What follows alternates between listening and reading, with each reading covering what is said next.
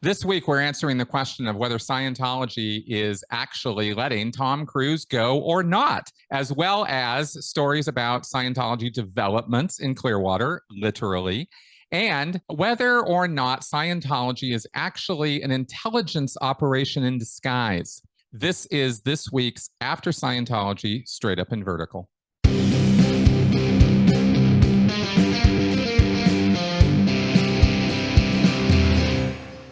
Hello and welcome to After Scientology, Straight Up and Vertical, the weekly show where Tony Ortega and I go over the week's events as reported on his Substack in the world of Scientology. Tony, welcome to the show. Great to be here, Chris. How are you? Excellent. What a week. We had some interesting reporting from you this week, and diving right into it, the first thing I wanted to start with was your report on Scientology in Clearwater, and Tracy McManus's reporting there. There's new developments, literally developments. What's the deal? Well, that story really surprised me, Chris, because, you know, the story we've been watching for so many years is that in 1975, Scientology sneaked into Clearwater, surreptitiously took over the Fort Harrison Hotel and the Clearwater Bank building. And ever since then, they've operated this flag land base that has basically killed downtown Clearwater. Now, there's still lots of life and fun and stuff going on out at the beach, but downtown Clearwater has really struggled because Scientology has such a stranglehold on it. And in recent years, we've seen people like Mark Bunker and some of these other city leaders working hard to try to find a way to get that downtown going again. And time again, we see David Miscavige and Scientology trying to thwart any development, slow down any plans. You know, they say that they claim that they're pro-development and that the city's lying about them, but it's all smoke and mirrors. There's no question they're doing their best to keep downtown Clearwater from thriving. So now the news story, though, didn't fit that. It didn't seem. It was odd because what Tracy McManus reported was that Moises Agami, a name we know very well, wealthy Mexico City Scientologist developer, has taken advantage of the fact that the city council's removed some red tape, they call it, in order to make it easier to make projects. And so he took advantage of that and filed paperwork to build two 35-story twin towers right on the Intracoastal, completely changed the landscape of Clearwater. Yep. And it's, the people there are howling. I mean, this is not what they had in mind. And the fact that it's a sign, if you looked at Tracy's story, what was interesting to me was, on the one hand, it's just a straight business development story, right, Chris? A developer has announced he's going to put a couple of big buildings in. Yep. But she has the name Moises Agami in the lead. So I was waiting. I was literally counting paragraphs. How far are they going to go? Because she talks about the red tape thing. She talked about how the city council can't stop him, et cetera, et cetera. When is she going to bring up who this dude is? Mm-hmm. And I could tell that, she's operating under some, the Tampa Bay Times does things, they're very, very fair as possible.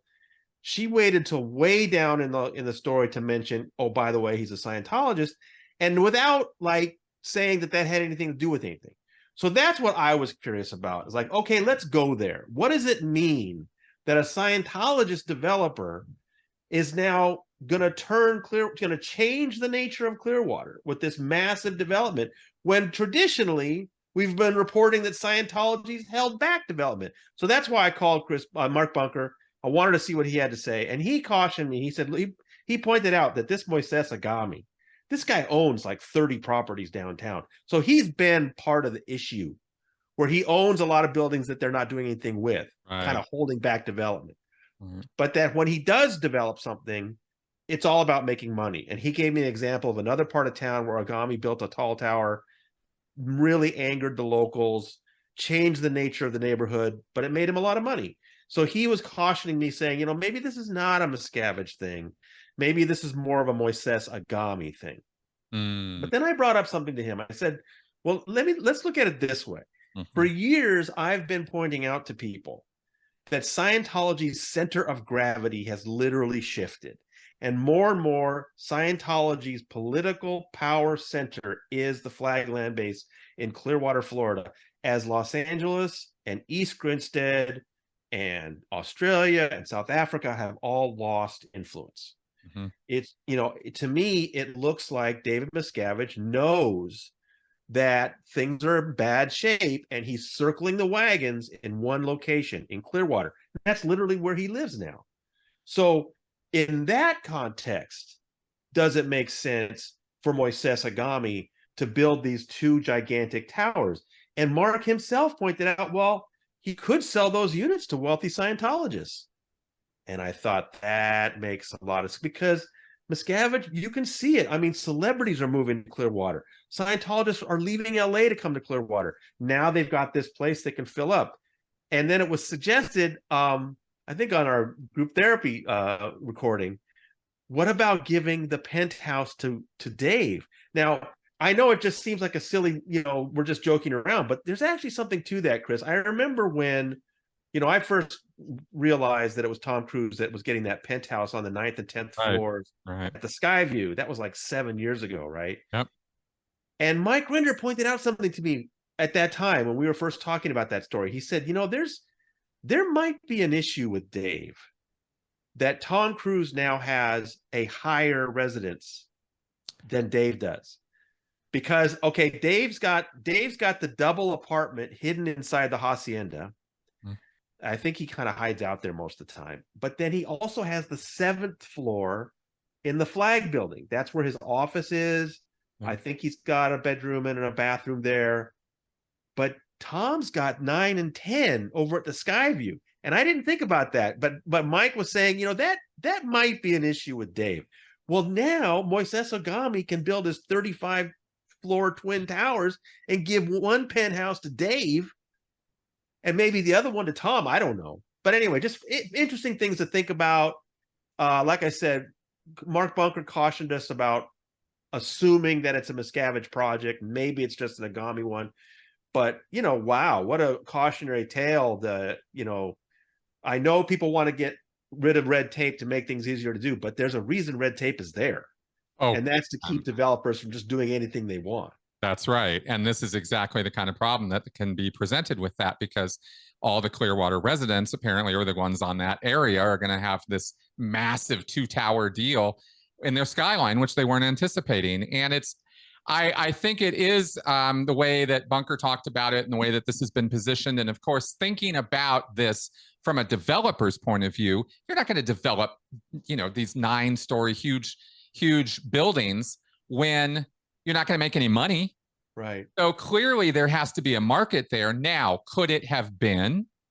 Could it be in all the possibilities of possibilities that David Miscavige and this developer Moises Agami could have maybe had dinner one night and said, wow, this might be a mutually beneficial thing?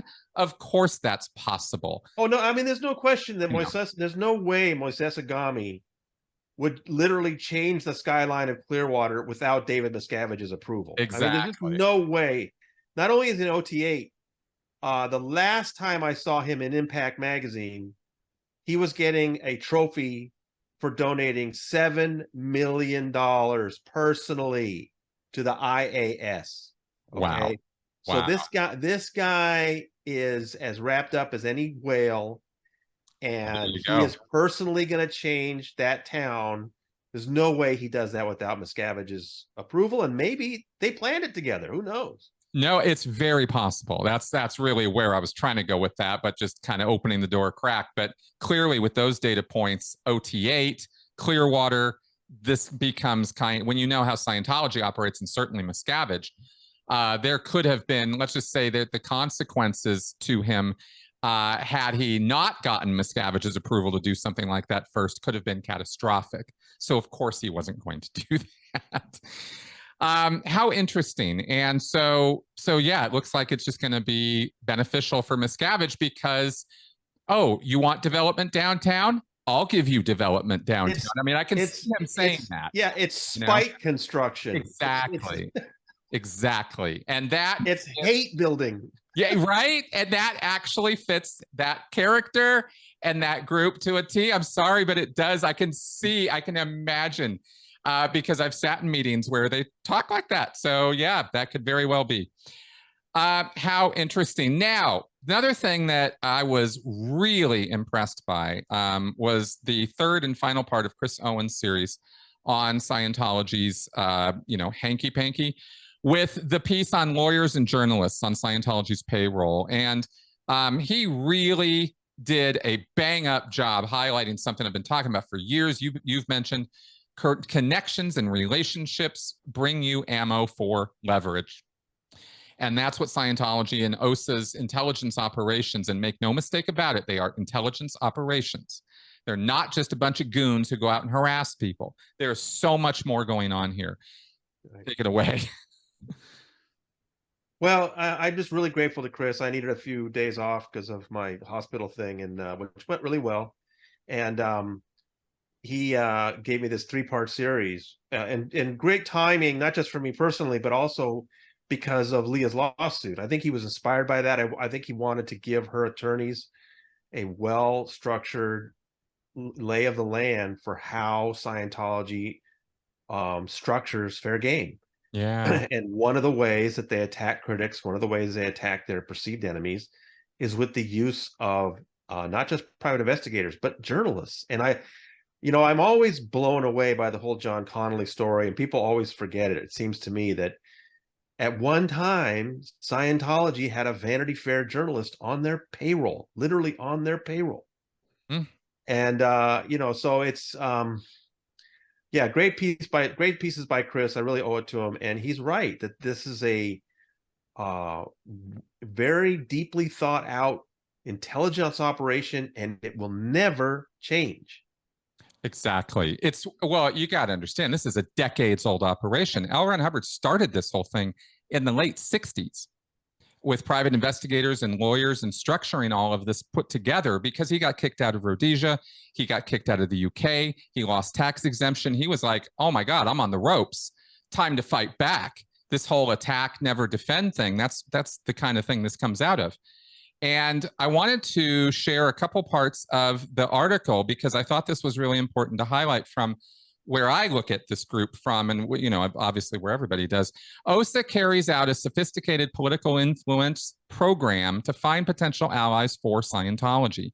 It maintains a power communication lines database, which Marty Rathbun described as a computer database that culls from every source of information they can find, through going out and doing public record checks, through an intelligence network, through parishioner files, through counseling folders, through everything, to find every connection they can find from a Scientologist or people hired by Scientology to people in positions of power in Scientology communities. This is a full-blown professional operation.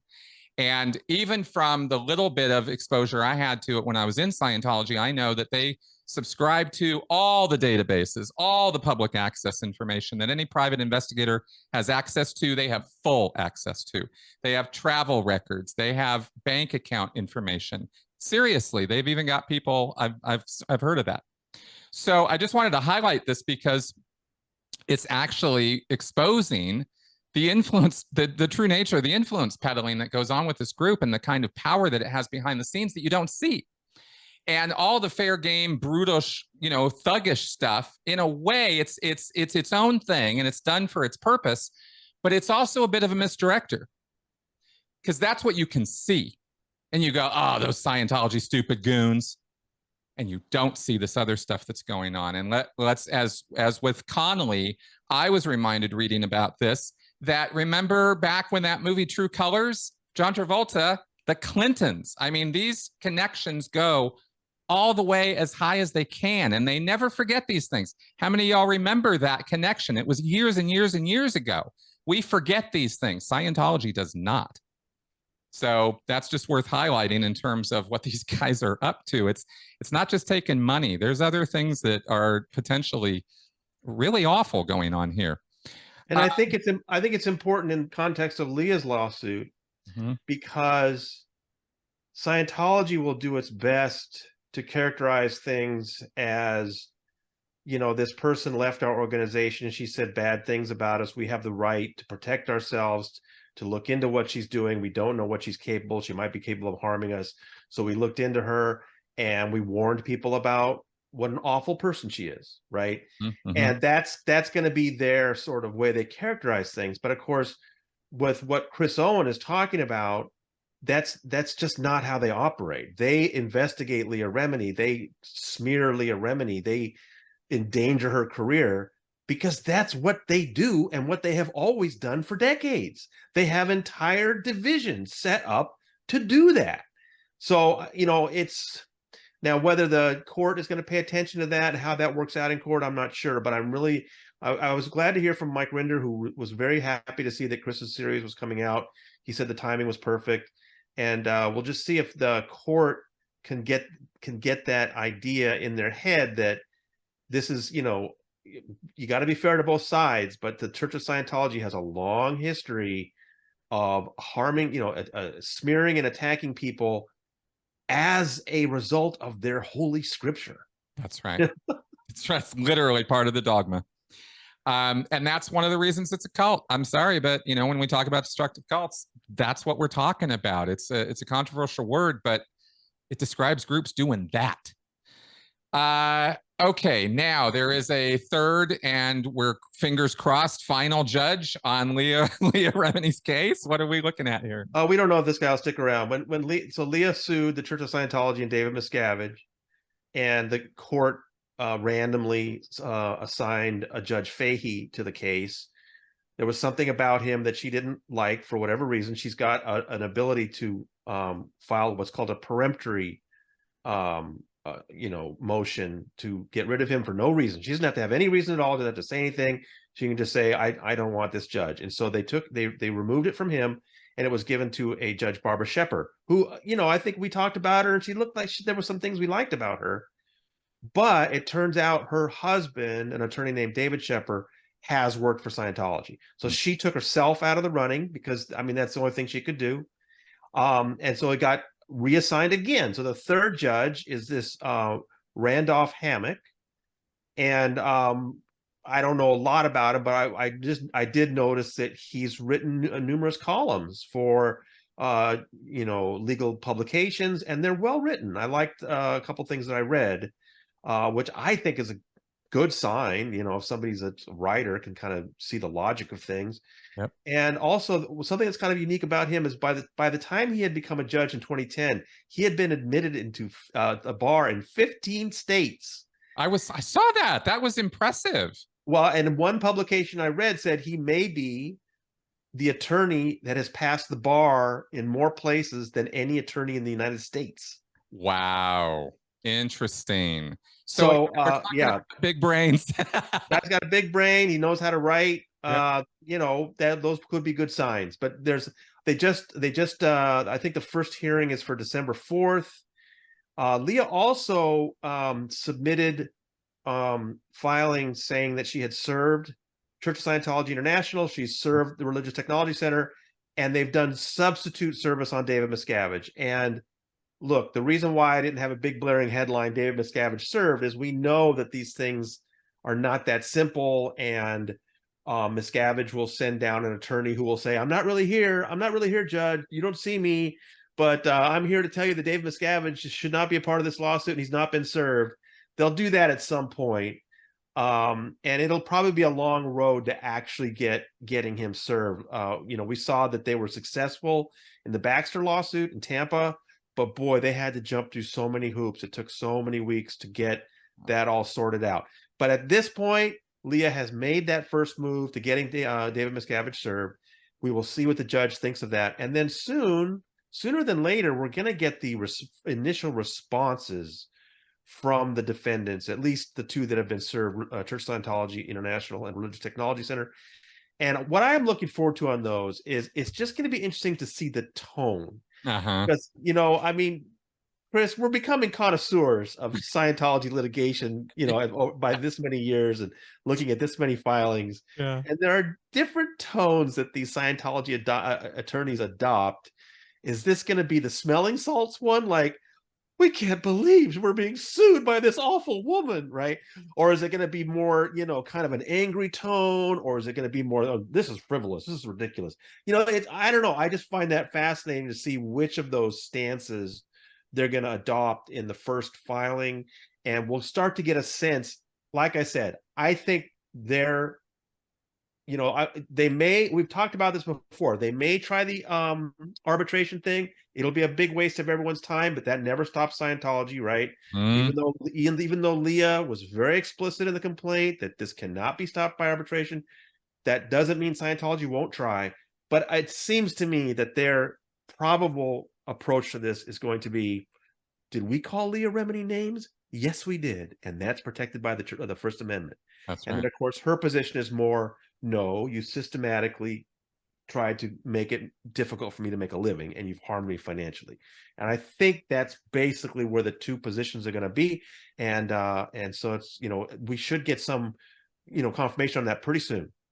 Absolutely. The First Amendment issues, by the way, are not necessarily as obvious as you might think. And there's a lot of talk these days about First Amendment issues for other reasons. And this is something to understand. So if you really want to understand where Leah's case is going to go and where the defense is going to go, this is important. And so understanding that not all speech is free speech, and that there are things you do not get to say, and there are things that are regulated. And when you cause harm to somebody, that matters, even if it's a celebrity, even if it's a public figure. So there are lines in the sand on what the Church of Scientology can and can't say about former members. And this is a really important point. So I look forward to seeing how this rolls out. Because this is going to have everything to do with their future ability to do fair gaming, this case. So this is going to be a big deal. Okay, now finally, our last story from your blog this week is the classic. I was surprised it took them this long. Let me put it that way. To bring this out again. And this is the Tom Cruise is leaving Scientology story. Do you want to give the background on this thing? Because it's this comes up every 6 months to a year, 2 years. We get the tabloids claiming that Tom wants to get back together with Katie. Tom wants to get back together with Suri. Tom is cooling on Scientology. Never any reporting that goes with it. Never anything other than unnamed sources. And then, of course, subsequently, we see him at the IAS, or we see him, doing something else that's just very clear, shows how dedicated. When this latest Mission Impossible movie opened, he had a series of early premieres, one of which was in Sydney, and one of the people that he gladly threw his arms around and spent time with was Kate Ceberano. Okay, yep. So OT8, probably the most well-known OT8 in Australia. So anyway, what the Daily Mail decided to do is they got some information. They claim that Tom has stopped flying his helicopter to East Grinstead. For the past 3 years, he stopped flying. That may be the case. But the issue I had is the conclusions they drew without calling a single former Scientology executive to ask them if this made any sense. They made two conclusions. One, if he's not flying his helicopter to East Grinstead, then he's not visiting St. Hill. That doesn't necessarily follow. That's right. I mean, why can't Tom Cruise drive to St. Hill? But much more important than that, even the second assumption is the worst one. Because even if it is true that Tom Cruise is not flying his helicopter to East Grinstead and that he's not going to St. Hill, they then conclude he's leaving Scientology. Where did that come from? Exactly. They didn't consult a single former executive to ask them, if Tom Cruise has not been going to St. Hill, does it mean he's leaving Scientology? Because every single one of you top former executives would say, no way, it doesn't mean anything. It doesn't mean anything. And particularly the last 3 years, guess who's not at St. Hill the last 3 years? David Miscavige, Tom's biggest buddy. That's right. So, it's just the Mail. Of course, it's all in question marks. Could he be leaving? Is he stepping away? Right? And but where's the quote from Mike Rinder? Where's the quote from Claire Headley? Where's the quote from Chris Shelton? Why didn't somebody at the Daily Mail ask somebody, and what does it mean that Tom is no longer going to St. Hill? Well, it could be a few things. I mean, one one interesting conclusion is, like I said, Dave's circling the wagons in Clearwater, and I think St. Hill's becoming less important. I don't know if this fits that or not, but the point is, it doesn't mean that he's leaving. It doesn't say that at all. So this story broke in the Daily Mail literally the morning after my surgery, and Chris, I couldn't move. It was just like I could barely hold up my phone. I'm like, oh no, not again, not again. And so I waited until a whole week later. I apologize, folks. I came back a week later, and I had emailed Mike, and he gave me this wonderful quote. You've got to see in my story if you haven't. And that's when I realized I really need to write a story, if for no other reason, because this Mike Rinder quote's got to get out. And wouldn't you know it, the Daily Mail gossip columnist that started, see, it wasn't just the Daily Mail. What was really crazy was the Daily Mail first said he hasn't been flying there. Could he be leaving? But then all these other publications picked it up. So by the second, third, fourth iteration, their headlines are Tom Cruise leaving Scientology, right? They don't put in any of the qualifiers. They don't have any of the question mark. So that's what I asked Mike about. He said, no, none of them called me. None of them asked me anything. Right. So I put that up. Well, wouldn't you know it, today, as we're recording this Sunday afternoon, I heard from the Daily Mail gossip columnist. Really? Yes. Who rudely suggested that I had not even read her story and that I was only reacting to the headline, and then said this was really about the fact that he's not going to St. Hill anymore.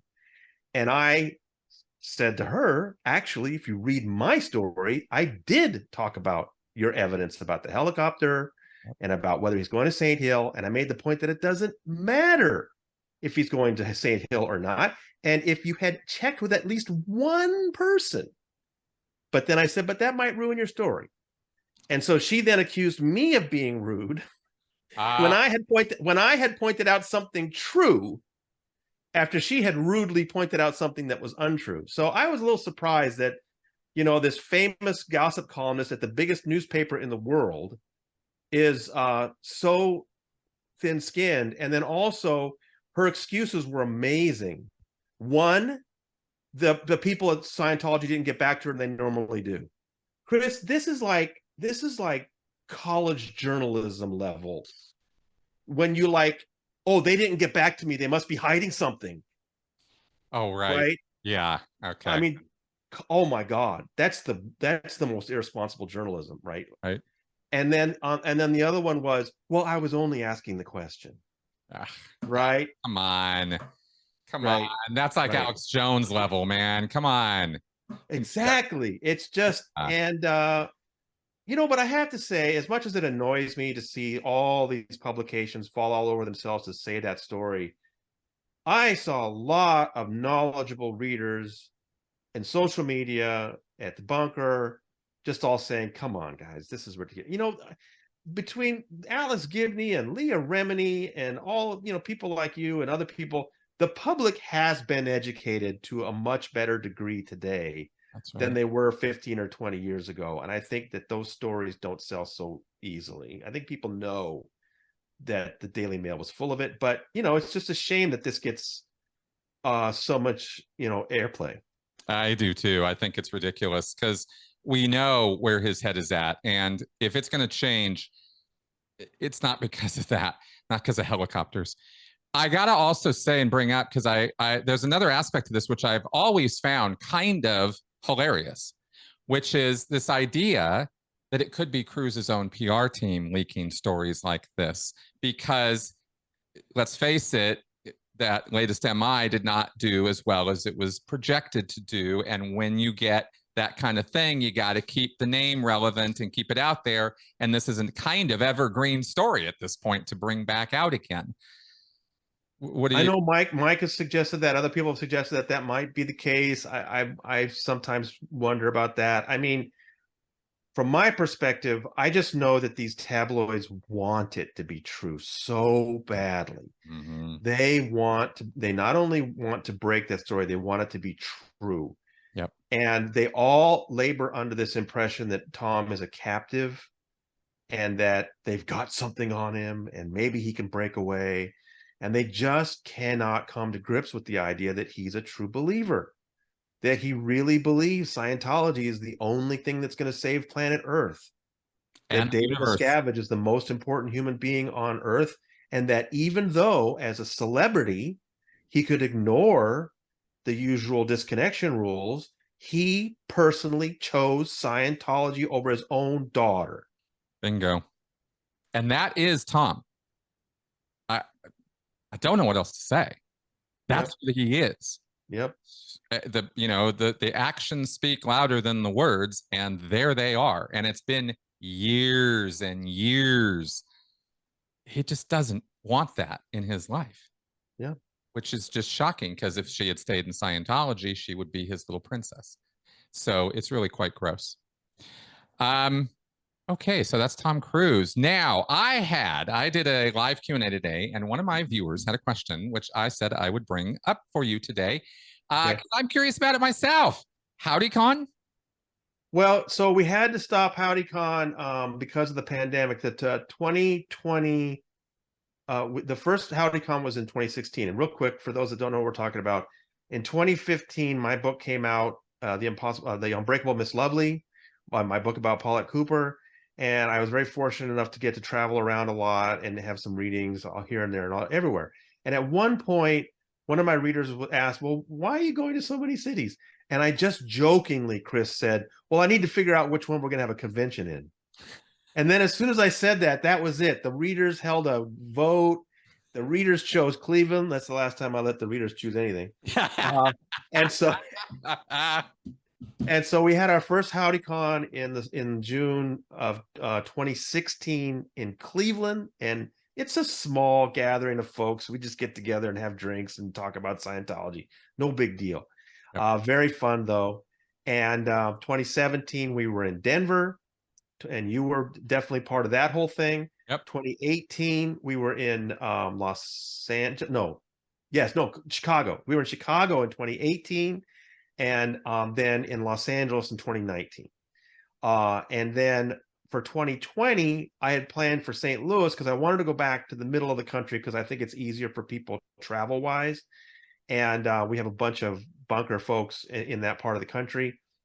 And then the pandemic hit. So we had to put that on hold, and also for 2021 and 2022. This was the first year that I could really contemplate having one again, but I just couldn't schedule one because of the Danny Masterson trial. There was just it was initially, wasn't it like it wasn't like June? No, it was 2022. I'm sorry, 2022.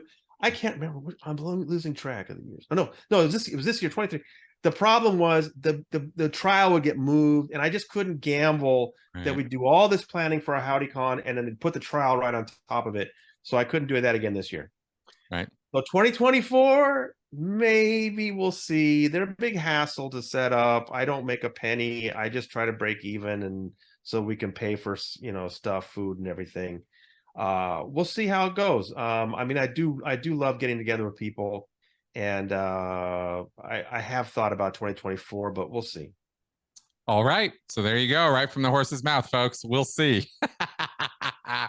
Excellent. All right. Well, thank you for that, Tony. And, I got to say, kudos on all of these stories this week. This was a good week. There was some really interesting stuff there. And for Scientology watchers, I really, really, really recommend you consume this material because it'll keep you up to date on what's going on. Thank you, Chris. Yeah, absolutely, man. So that being said, also, of course, like, subscribe, share this video around. That is in order. And on that happy note, I will see you guys next week. Bye-bye.